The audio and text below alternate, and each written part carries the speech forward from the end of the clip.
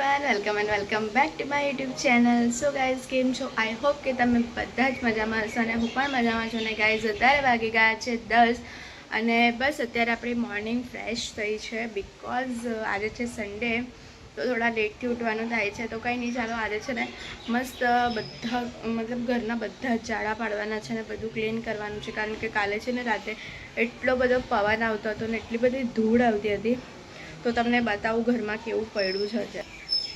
જો એટલી બધી ધૂળો ને બધું થઈ ગયું છે, તો કંઈ નહીં, આપણે મસ્ત ઘરના ઝાડાને બધું જ કરી લઈએ ક્લીન અને ત્યાર પછી મળીએ.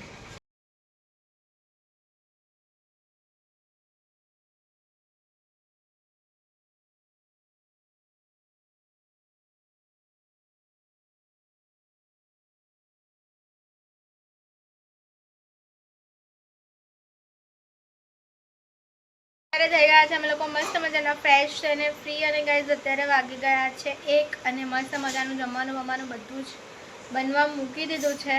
એ થાય છે, બસ થોડીક જ વારમાં આપણે જમી લઈશું અને આગળ શું છે શું નહીં બધું તમારી સાથે શેર કરીશું. કારણ કે જોઈએ, કંઈ પ્લાનિંગ તો છે ને અમારો કશે જવાનો, પણ તો બી જોઈશું. અગર કંઈ આમ તેમ હોય, જે બી કંઈ હોય એ બધું જ તમારી સાથે શેર કરીશું. Stay tuned. થઈ ગયા છે મસ્ત મજાના રેડી અને હવે જઈ રહ્યા છે બહાર ફરવા માટે. ક્યાં જઈ રહ્યા છે કંઈ જ ખબર નથી.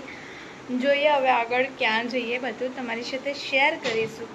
સો સ્ટે ટ્યુન્ડ. ગાઈઝ, અમે લોકો છે ને અહીંયા મસ્ત મજાના આવી ગયા છે આટો મારવા માટે. ને મસ્ત બહાર છે ને એટલો મસ્ત પવન આવી રહ્યો છે, એકદમ મસ્ત. તો ગાઈઝ, અમે લોકો છે ને મસ્ત મજાના આવી ગયા છે બારે આટો મારીને. અને જીગુને ખાવું હતું પીઝા, તો અમે લોકો મસ્ત મજાનો પીઝાનો બેઝ લઈ આવ્યા છે. અને બીજું બધું ઘરમાં તો છે જ, એટલે એનું ટેન્શન નહીં. તો ચાલો કંઈ નહીં, આપણે બનાવી લઈએ ફટાફટથી પીઝા અને ત્યાર પછી ખાઈશું પીઝા. અને આ વખતે મારા પીઝામાં મોઝરેલા ચીઝ નાખવાનું નથી, બિકોઝ મોઝરેલા ચીઝથી વધારે સાઈડ ઇફેક્ટ થાય છે મને, એટલા માટે.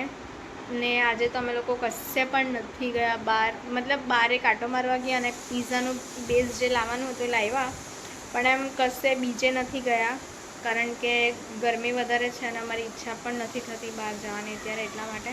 ચાલો કોઈને બનાવી લે ફટાફટથી પીઝા ને ત્યાર પછી આપણે મળીએ. સ્ટેડિયમ હોય છે ને મસ્ત મજાનો પીઝા બનાવી દીધો છે, તો ચાલો ટેસ્ટ કરીએ. એટલે આજે કેવું છે, મને કોઈ ભૂખ જેવી છે નહીં મળે, બસ ખાલી છે ને અમે લોકો નાસ્તો પૂરતું બનાવ્યું છે. મેં તો થોડું ખાધું બી છે. હા, નાખી દેવાનું પણ થોડું થોડું નાખજો, બહુ નહીં લાગતા.